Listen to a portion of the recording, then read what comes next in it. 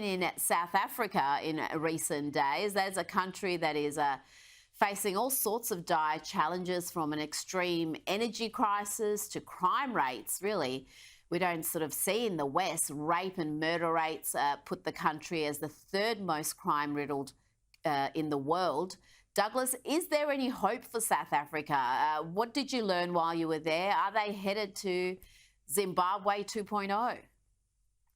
Well, it's a fascinating country, of course, and it's an extraordinary country. I've been there before, but not for a few years. And it's a country so rich in resources, and I don't just mean, mineral resources and that sort of thing, but extraordinarily rich in what we rather unpleasantly call in our era human resources. They have an enormous amount of potential in South Africa, and it has been wasted by the government in recent years, which has been so corrupt. I mean, so unbelievably corrupt on a scale which just boggles the mind. They've presided over a period not just of this corruption, but the lowest education standards in Africa. I mean, Somalis are better educated than South Africans. They've got more than 50% youth unemployment, which everywhere I go when I notice that sort of thing, it's just the biggest tragedy.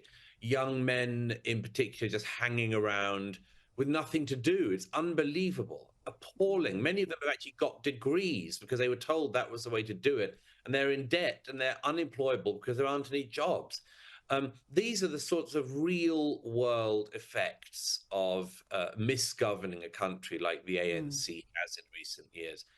There's an election coming up.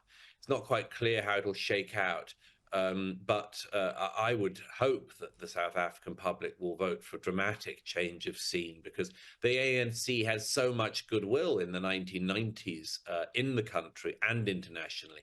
And they've just spent it and spilt it in totally unforgivable ways.